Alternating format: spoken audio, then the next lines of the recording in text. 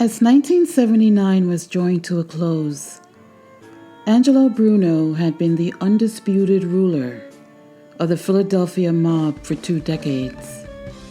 Nicknamed the Docile Don, Bruno was an underworld diplomat who preferred a conciliatory approach to dispute resolution, a sentiment not shared by his subordinates in Atlantic City, namely Philip Leonetti and Nicodemo Scarfo, and his consigliere Antonio Tony Bananas Caponegro, who was based out of Newark. In La Cosa Nostra, you're either a racketeer or you're a gangster. Ant was a racketeer.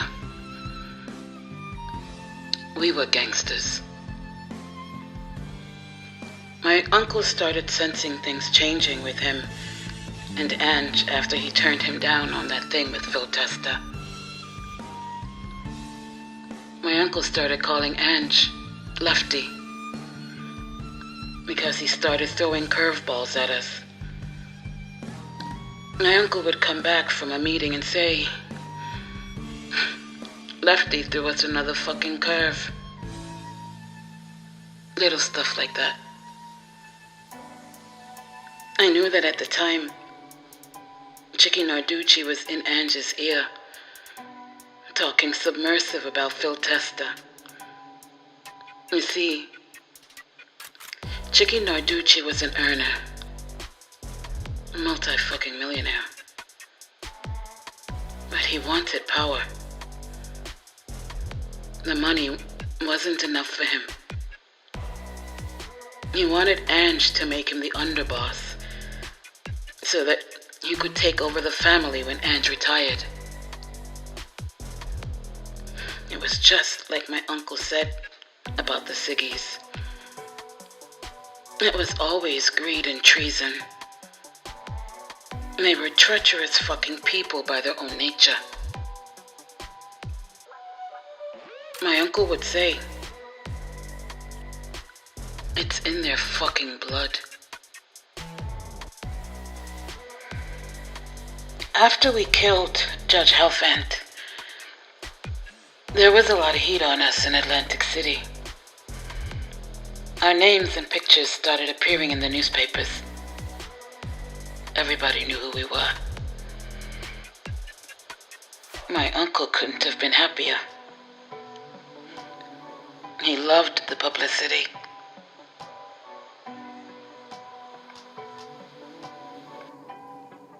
Around this time, Philip Leonetti's partnership with Vince Bancheri ended, and he and his uncle formed their own concrete company, Scarf Inc.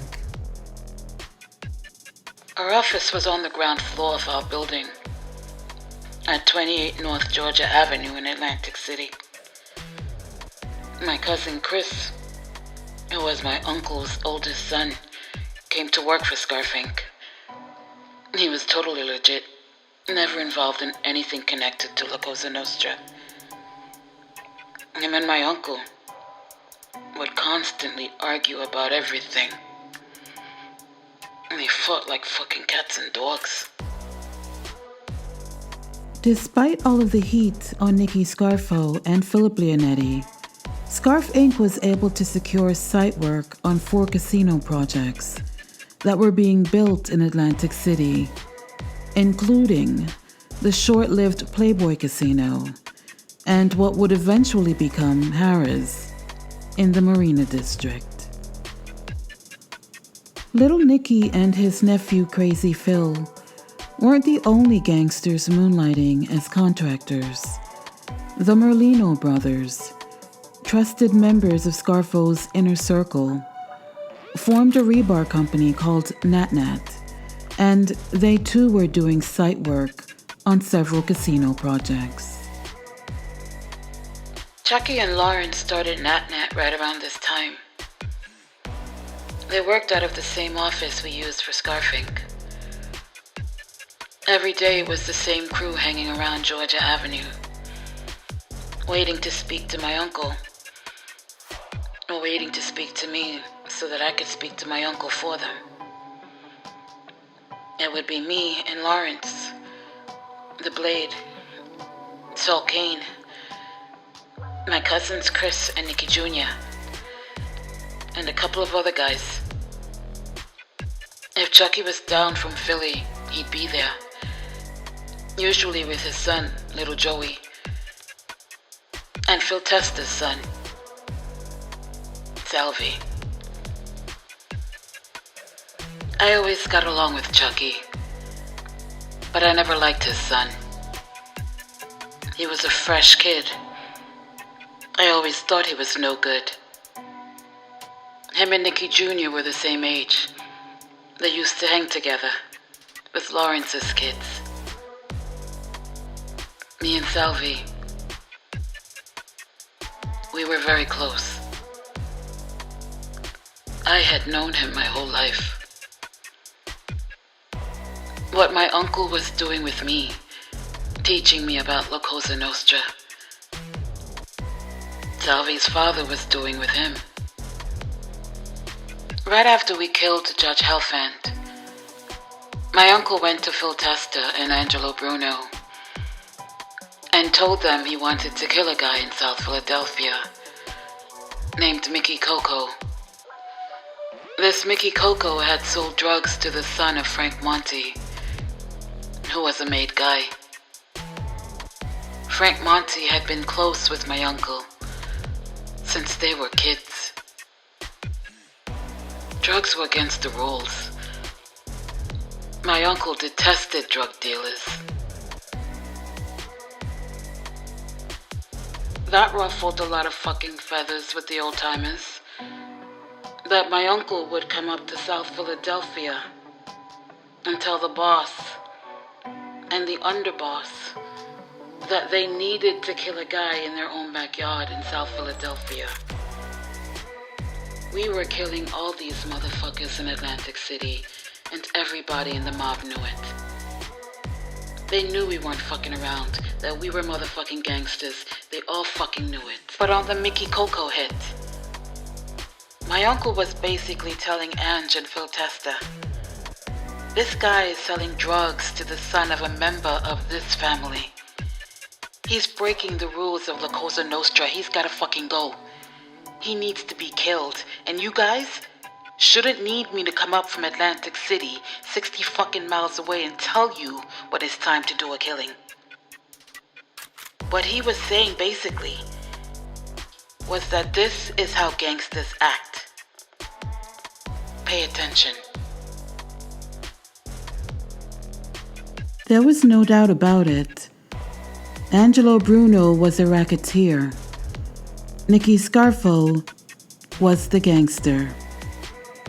Following Scarfo's lead, the plan to execute Michael Mickey Coco Cifelli began to take form and would manifest itself on a cold day in January when Salvatore Chucky Merlino and Salvatore Salvi Testa, both wearing ski masks and carrying handguns, entered a neighborhood bar at the corner of 10th and Wolf in South Philadelphia and shot Cifelli at point-blank range as he sat at the bar sipping a beer and waiting to meet with Bobby Lumio, a Scarfo associate who was conveniently talking on a payphone when the masked gunman entered the bar.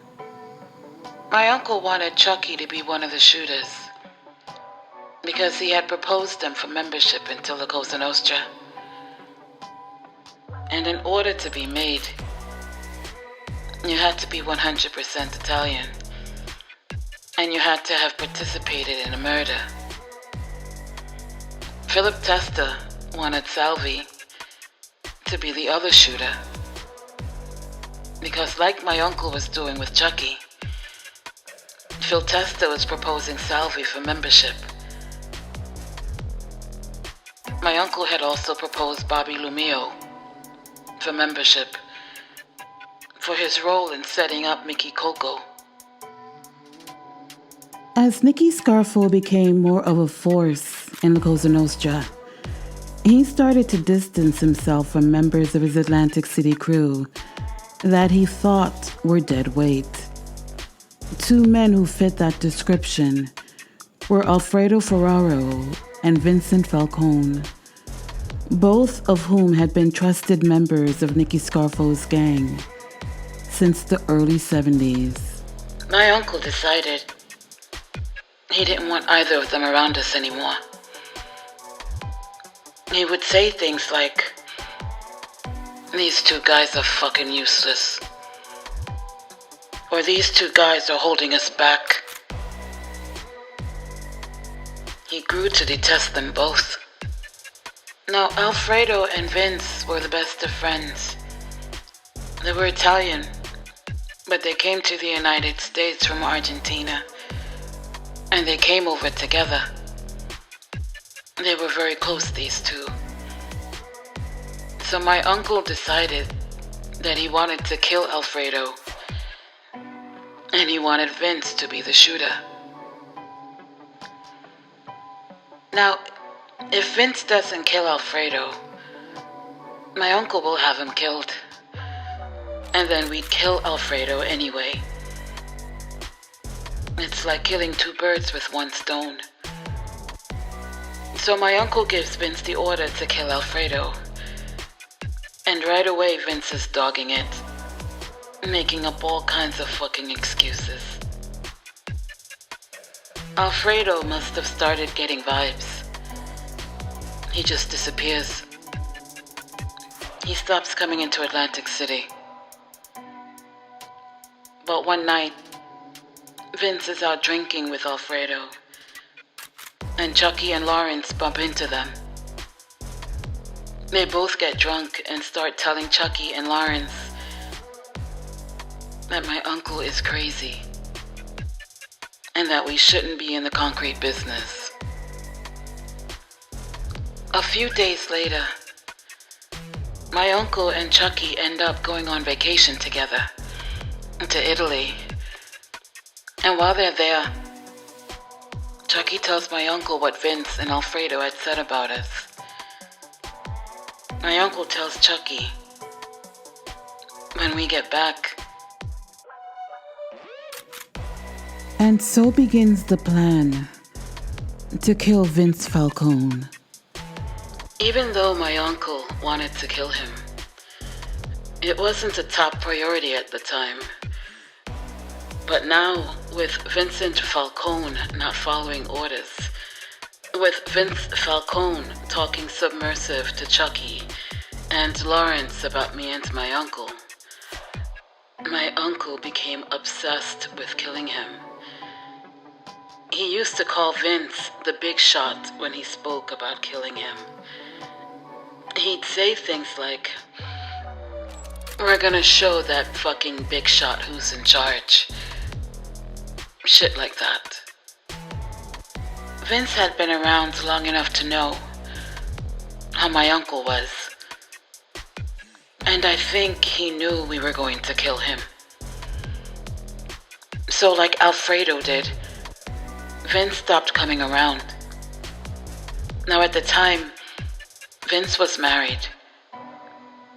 But he was seeing a young girl who lived on Georgia Avenue, right across the street from us. The girl's name was Maria, and she and her family had moved from South Philadelphia to Ducktown, just like we had. She was a beautiful young Italian girl with dark hair and a pretty face.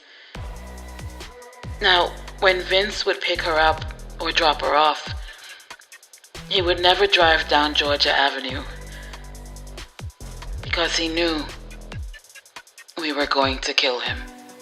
I used to tell her that Vince was no fucking good and that she should stop seeing him. But she was young.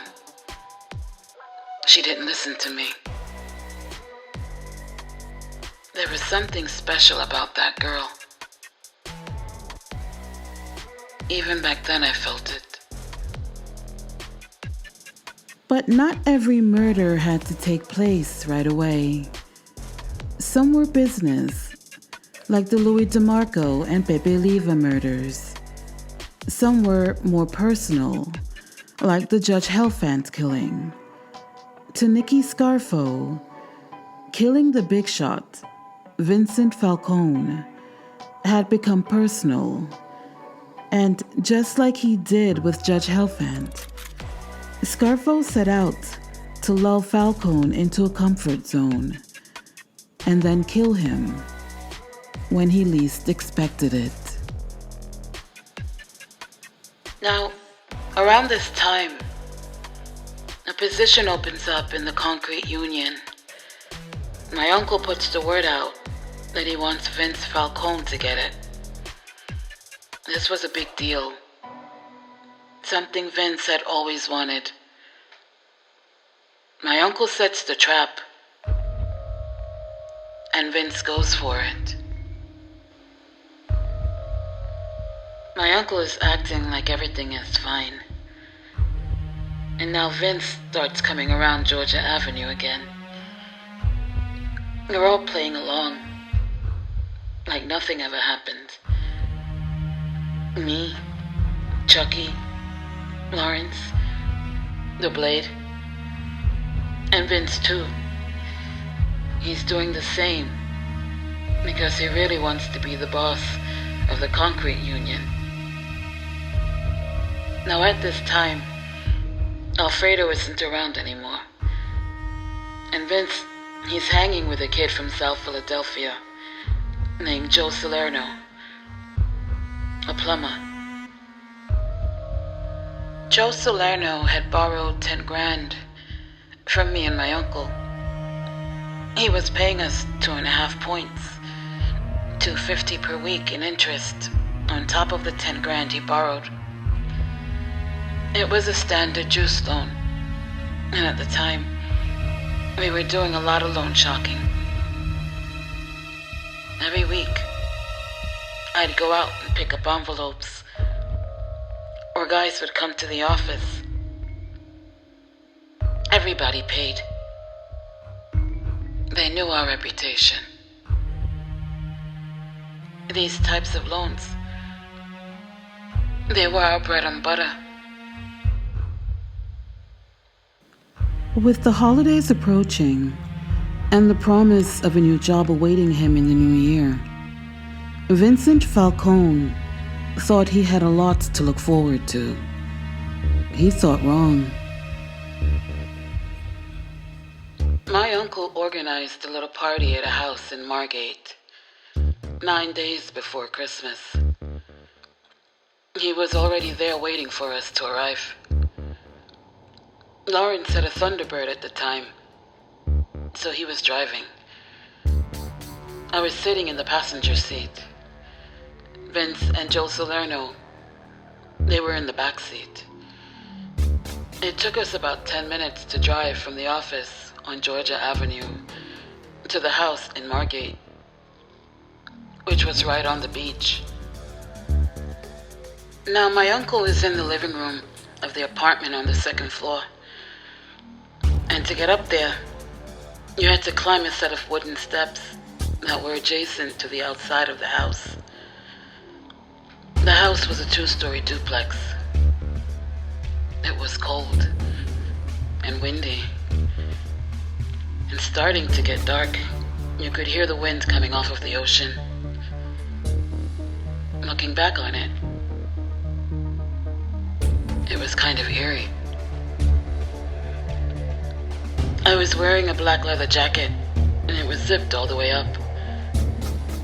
I had a .32 revolver tucked into my waistband. Lawrence and Joe Salerno, they were ahead of us, talking as they went up the steps. Joe Salerno had no idea what was going to happen, but Lawrence did. Now Vince is a few feet in front of me, and I'm behind him as we're going up the steps. But he's kind of hesitating, like he's uncertain of what's going on. He says to me, "Where's everybody at? I thought Chucky was coming down, so I put my hand on his back. "You'll be here. Let's go inside. Have some drinks." I kind of ushered him up the steps. His antenna was definitely up, but I had positioned myself behind him so that if he decided not to go up the steps, or if he tried to get away somehow, I would have blasted him right there. When the four men reached the top of the steps, they walked into the apartment where Nicky Scarfo was seated on a couch, watching a football game and waiting for them. Little Nicky didn't just want Vincent Falcone to be killed. He wanted to be present when it took place. This wasn't business. It was personal.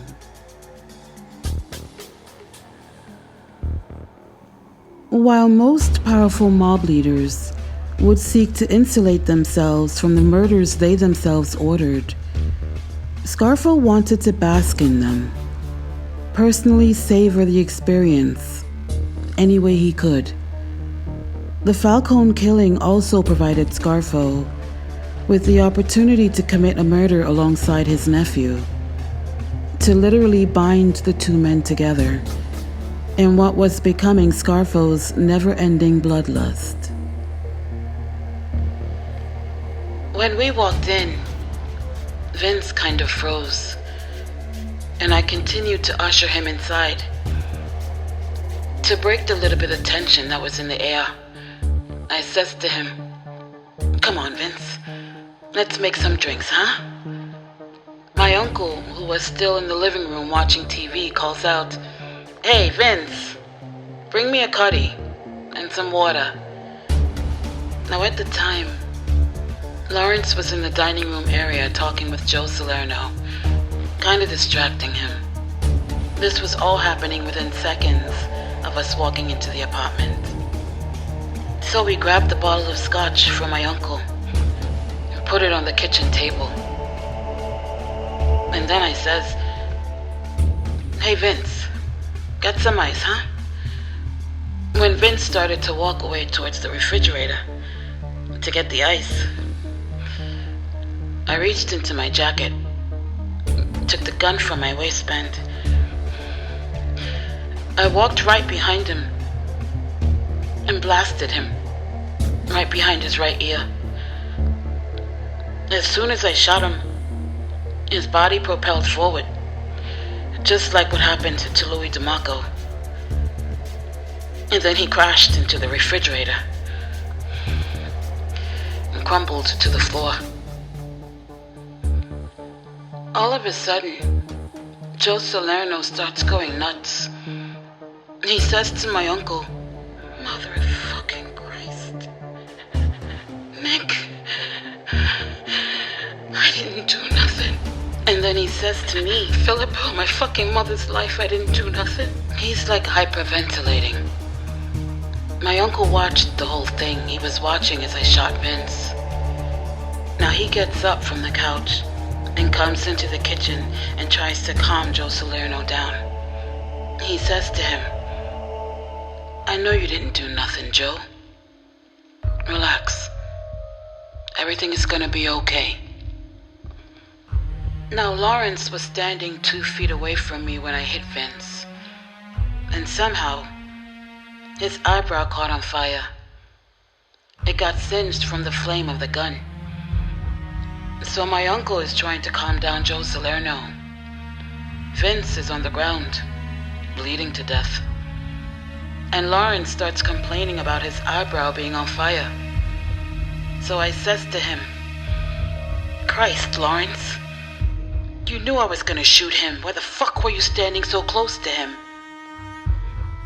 With all of this going on, my uncle manages to calm down Joe Salerno.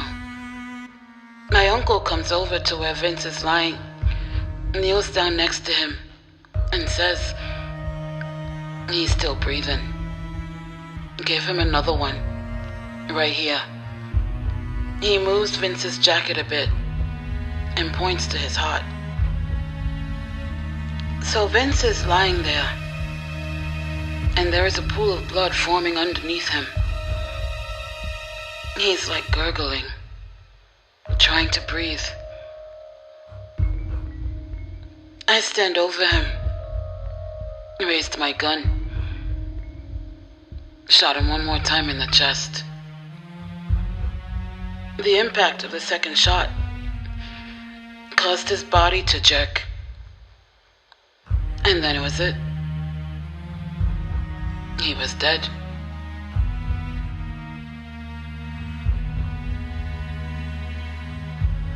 At this point, my uncle is ecstatic. He jumps to his feet and says, "The big shot is dead. Would you fucking look at him?" He kind of mocks him, gesturing to the body, calling him a piece of shit cocksucker. He was actually cursing at the corpse. Now, I have the gun in my hand. I turn to Joe Salerno, who's standing right there. I look him dead in the eye, and I say to him, "He was a no-good motherfucker. I wish I could bring him back to life so I can kill him again." I was prepared to kill Joe Salerno too. I didn't give a fuck. I would have shot him right there on the spot without any hesitation, had he not stopped carrying on. He says to Lawrence, "You drive Philip back to the office. Bring back Vince's car. Me and Joe will stay here and clean up." Now, Lawrence drives me back to Georgia Avenue. I take all my clothes off and put them in a bag. I get in the shower. I'm scrubbing all over, under my nails, the whole bit, just like I had done after the DeMarco hit. Now I'm dressed and I go downstairs to the office, and Chucky and the Blade are there, waiting. We're all waiting for my uncle to get back. Now, I see someone walk by the window, and I recognize it's Maria from across the street. So I go outside to see what she wants. She tells me she notices that Vince's car's been moved, and did I know where he was? Now what am I gonna tell her? Yeah, I know where he is. He's in the trunk of his fucking car. I can't say nothing. So I says, "I don't know where Vince is." So after she leaves, I go back in the office with Chucky and the Blade. And while we're waiting for my uncle to get back, I call up a friend of mine named Joe Disco. He was a DJ at a local radio station. He picks up and he says, "Hey Philip, you wanna hear a song?" So I tell him, yeah Joe, play that song, "Do or Die." And he plays it.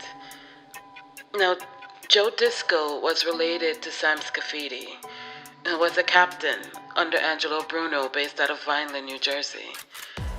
Sam Scafidi was one of the guys who helped my uncle when they killed Reds Caruso.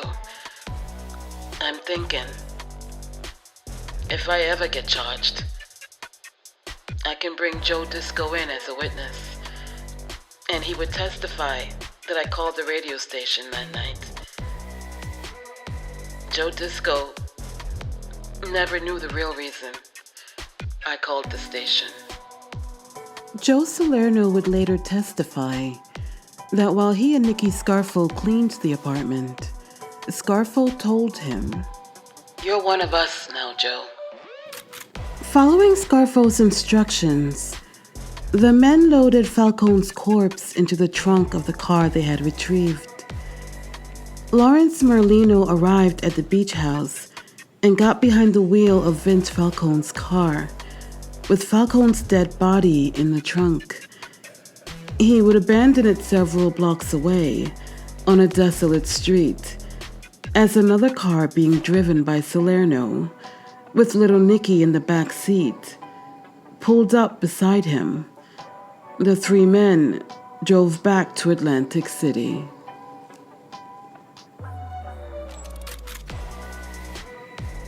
Margate was a resort town, full of summer vacationers from Memorial Day to Labor Day. But 9 days before Christmas, it was a ghost town, the perfect place to commit a murder and dump a body.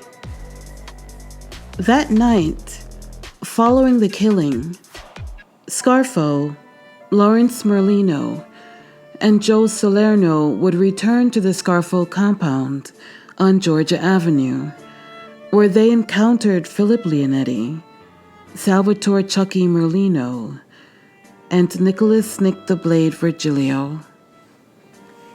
Merlino greeted them by saying, "Lights out, huh?" and gave celebratory hugs and kisses on the cheek to everyone present. The five men then settled into Scarfo's dining room and feasted on a large home-style Italian meal, while an extremely drunk and elated little Nicky held court and talked in hushed tone about who his next victims would be. I want to cut this Alfredo's guts out, fry it up in a pan. It makes me fucking sick. Him and that no-good cocksucker Mad Dr. Pascal. Philip! Come here. Bring Chucky with you. We're gonna do him next.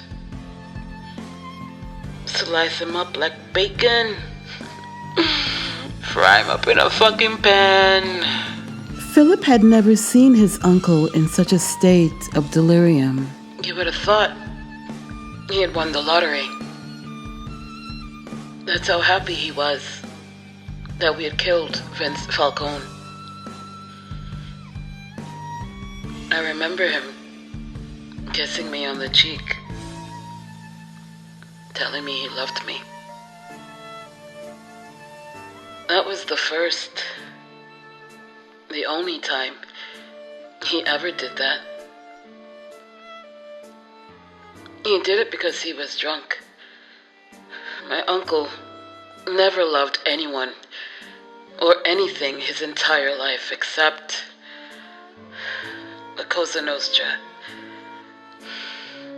That's all he lived for. He didn't give a fuck about nothing else.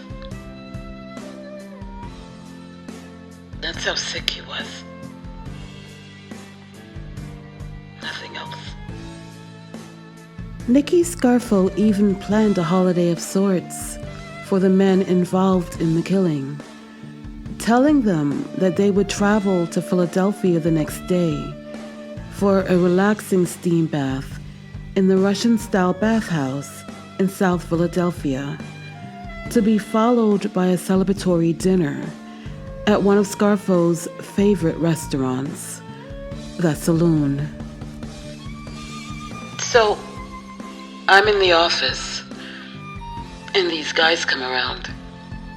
2 detectives. They had pictures of the body tied up in the trunk of the car.